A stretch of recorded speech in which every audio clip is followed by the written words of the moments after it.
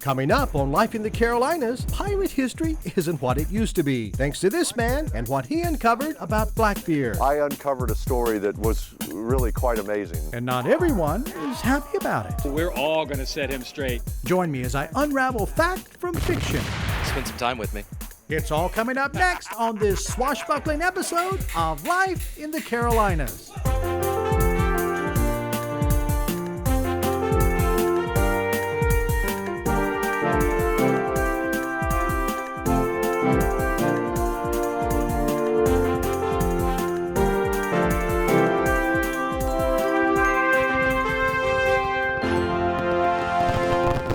Closed caption brought to you by the Cove Bed and Breakfast on Orocoke Island, your relaxed home away from home. Learn more at thecovebb.com. Life in the Carolinas is brought to you in HD by Hampton Inn and Suites at Phillips Place.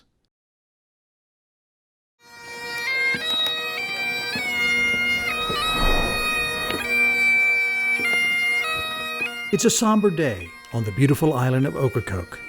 Dozens have gathered today to pay their respects to a venerable figure of Carolina's history, the infamous pirate, Captain Blackbeard, as well as a more recent loss, a more personal reason to grieve. I call this solemn assembly to order. We are here today to remember our forebears in colonial America and to honor our fallen brethren. Who dares to imagine the wretchedness that took place at this historic place? The placid waters of Teach's Hole Channel belie the tragic and bloody fight which took place here. 2 weeks ago, I had never heard of the Pirate Jamboree, but history came to me.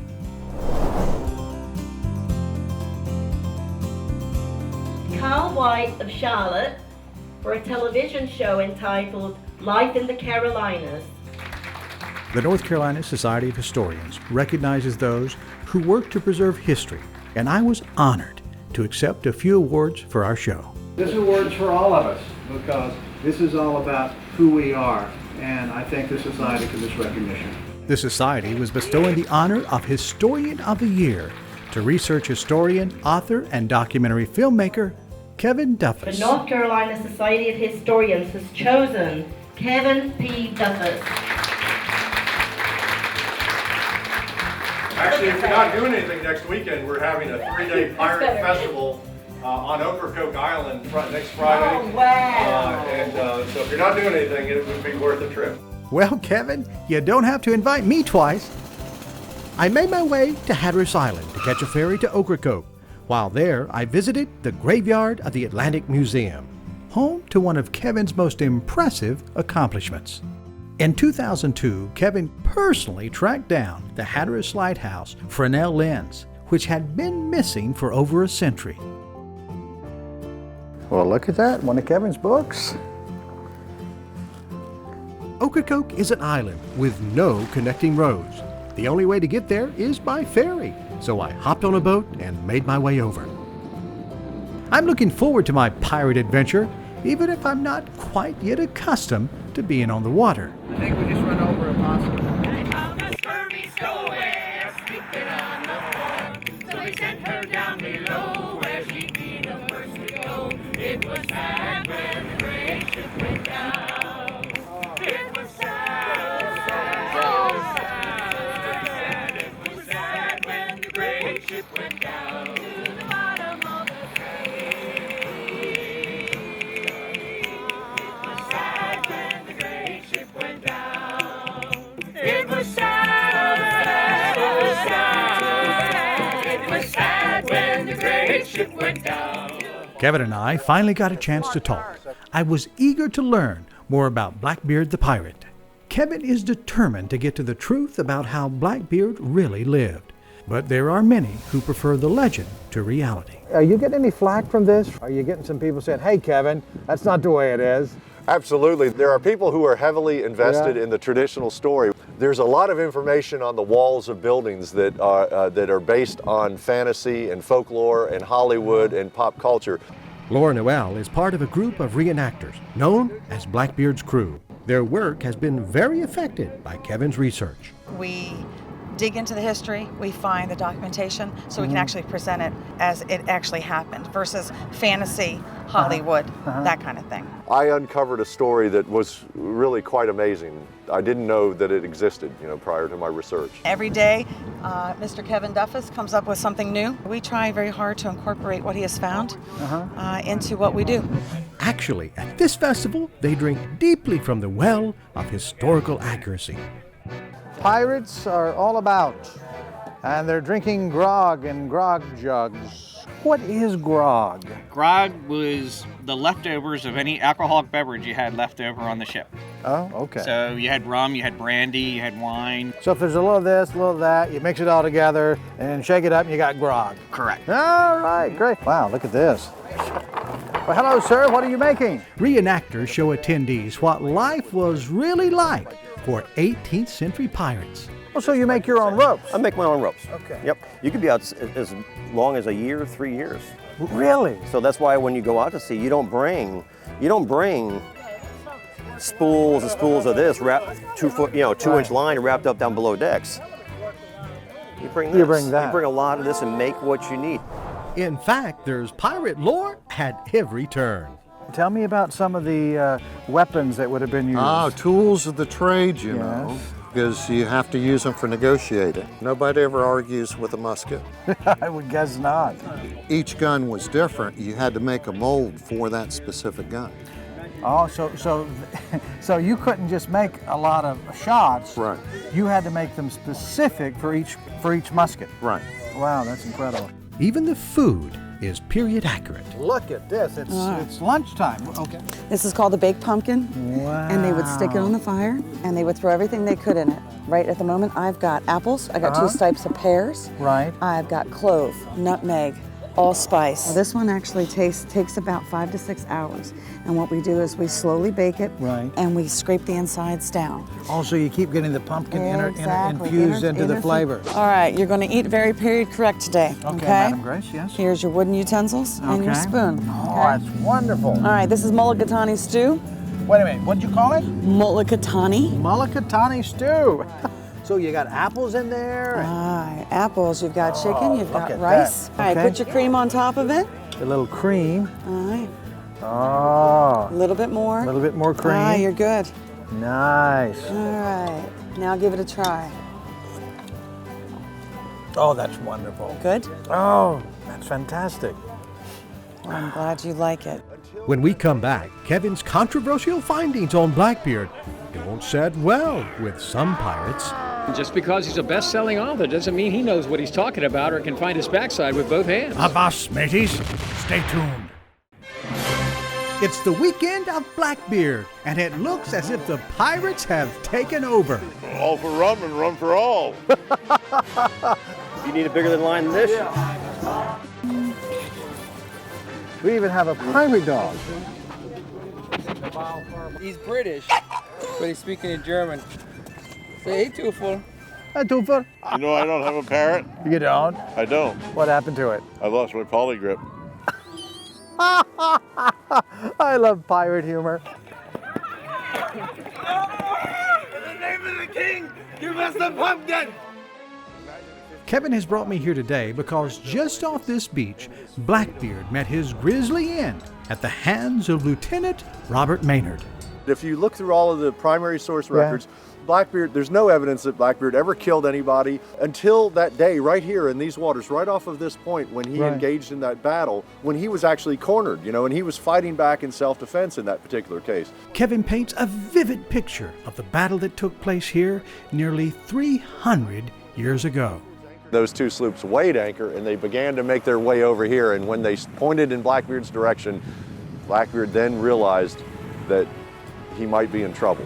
Blackbeard had actually shouted out to Lieutenant Maynard and said, I don't know who you are, but we won't meddle with you if you don't meddle with us. And Maynard shouted back, it is you that we're here for, and we will take you dead or alive, or it will cost us our lives. That pretty much started the fight. Every year, the Battle of Ocracoke is brought back to life by a group of historical reenactors known as Blackbeard's Crew. So today is basically a rehearsal, a run through. Today is rehearsal run through, making sure we have all of our T's crossed, our I's dotted, and people are comfortable playing against the person that they're actually either going to fight or they're actually going to portray. In this recreation, the man behind the wheel of Maynard's ship, the Jane, is Captain Bun. Cool, it's cool out here, just like it was. We're very concerned about safety, and today you'll see we'll be doing some things that will be a little on the testy side, but we'll do them very safely. The battle is recreated through a complex set of maneuvers, culminating in hand-to-hand combat. Is this the battle that bad things happened to Blackbeard? Yes, this is the one where he lost his head. So this is the battle, so this was the end. Right. I understand from Captain Bun that right now these ships are going to be tied up together and they're going to board. Two vessels tangled and tangled each other with their rigging, and so Blackbeard's crew jumped aboard the Jane, and that's when the fight ensued. Such complexity requires meticulous planning and rehearsal to ensure the safety of all participants. Make those lines tight. Keep them tight. Don't let them slip. We got a line that slipped there. Now that the two boats are safely tied together, the captain calls the all clear for Blackbeard and his crew to board the other ship. Quarters away! Warning. It looks like this battle is coming to a head, but don't worry, I won't spoil the ending just yet. The day's festivities and battle rehearsal have kept me busy, but Kevin had one more event planned to cap off the evening. This motley crew has assembled for a Blackbeard trivia contest. He says to me that Kevin is telling lies and he's going to set him straight. Oh, we're all going to set him straight. Again, just because he's a best-selling author doesn't mean he knows what he's talking about or can find his backside with both hands. With both hands? He can't find his backside? We're going to find his backside with the toe of our boots before the evening's over. So you just stick around and watch. Wow, this is it. That's No, it. don't. Kevin calls up the players for each team. I am going to call some names. Mantis.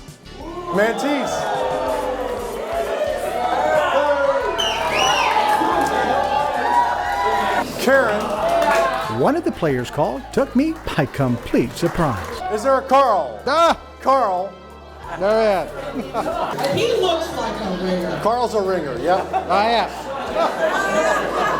am. Well, now that I'm here, I plan to win. The rules are simple.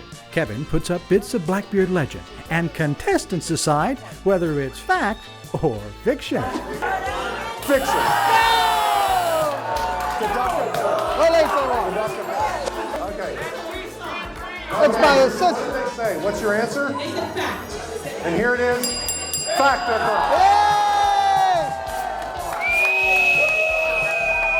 Blackbeard strung himself with pistols and cutlasses so as to look like a strutting arsenal. Fiction. There you go. There's the weight. Fact or fiction, Blackbeard's flag featured a bleeding heart and a horned skeleton holding an hourglass. Fiction. I gotta speak to Larry for a second. At this point, Kevin took a moment to admonish Larry. I think he took it pretty well, don't you?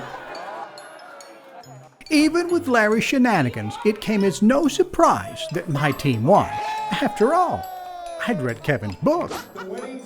Larry had one last trick up his sleeve. He jumped his sinking ship to get on our boat. But what else would you expect from a pirate? Well, Kevin, this was a lot of fun tonight. Why is that important, to kind of take this history and bring it to life like this? Well, first of all, most of the history people think they know, especially about Blackbeard the pirate, is not accurate at all. I think this is a great way to make them remember some of these things and to have fun with it. We're right here at the place where this history took place. I mean, to be telling this story at Ocracoke, it doesn't get any better than this. When we return, it's the Battle of Ocracoke and Blackbeard's terrible fate.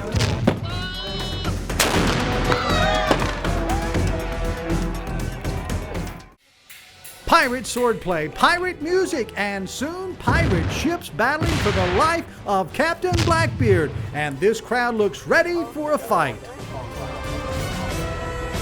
What are you hoping to see at the Pirate Festival? the reenactment, the battle, and all that stuff. So do you dress in this lovely attire every day? Only in my dreams. In your dreams! In her dreams! Well, today her dream has come true. It's the high point of my autumn, at least. Tell me how it's been for you. It's pretty good, except for the part that I had to miss a day of school. I hope Blackbeard wins for once, okay? I know that'd be great. Even Captain Blackbeard is eager for battle. Yes, we're back in Orocoke once again to reenact the battle that took place here, so it's a good a day to die as any. Yeah, I guess so. I don't think you're quite as bad as some people make you out to be, though. Spend some time with me. Yeah. Oh, wow. Bad man or not, it seems Blackbeard's number is finally up. Maynard's ship catches up with Blackbeard, and the battle begins. Blackbeard was minding his own business. Two merchant sloops appeared over the horizon. Lieutenant Robert Maynard's sloop Jane was closing in on Blackbeard.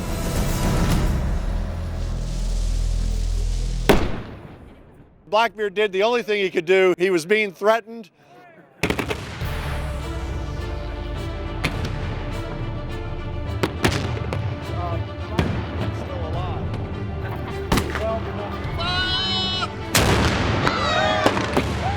You're going down, Blackbeard! Moving on a fight! Take fire!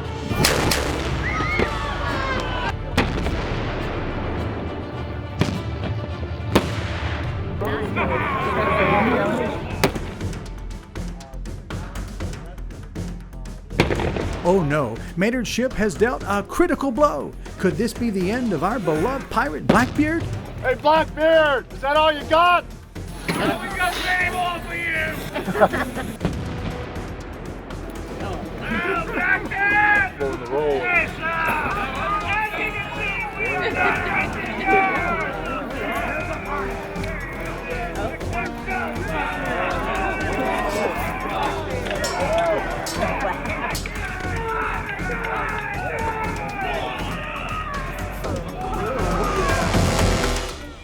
Almost as quickly as it began, the fight is over. Maynard's crew displays the severed head of Blackbeard, his piratical reign cut short. We have done it! We have killed Blackbeard! Scoundrel dead! I can't help but be impressed by the dedication the members of Blackbeard's crew have for the life and career of Blackbeard. Presentations like this are what keep history alive and vibrant for all of us. Hip hip! Huzzah! Hip hip! Huzzah! Displays like this may be fun, but there's a serious side to today's events. I call this solemn assembly to order. We are here today to remember our forebears in colonial America and to honor our fallen brethren. The placid waters of Teach's Hole Channel belie the tragic and bloody fight which took place here twixt Captain Edward Tetch, better known as Blackbeard, alongside his crew of the sloop Adventure. Honoring the fallen of that fight is a sacred calling reverently observed by the members of Blackbeard's crew. So as we stand here together today and make history of our own, I ask you to remember those who died here, who may be buried here, for as long as they are not forgotten, they will live forever in our memory and the memory of future generations. We will now call out their names and salute them accordingly. Edward Blackbeard! These people are a family, brought together by a passion, but bound to one another by a mission. So we're here also not just to remember the men who died here in 1718, also Blackbeard's captain, Purnell Taylor, who passed away this year. Sadly, this family recently lost a member. For them, today is as much about their history as the history of Blackbeard. Captain Pern's ashes are ceremoniously fired from a cannon by his best friend and shipmate, Jack Michaud.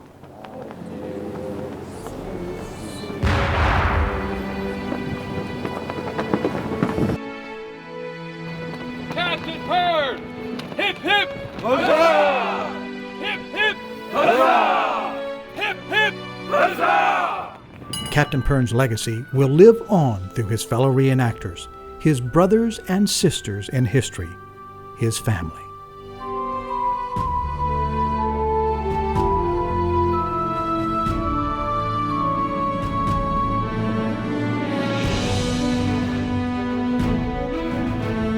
Constable Heartless performs the Ceremony of St. Barbara, using the ramrod from the same cannon, still covered in Captain Pern's ashes. Now you only have to go through the ceremony on one occasion. Aye. Good luck with that. Captain Pern would be proud.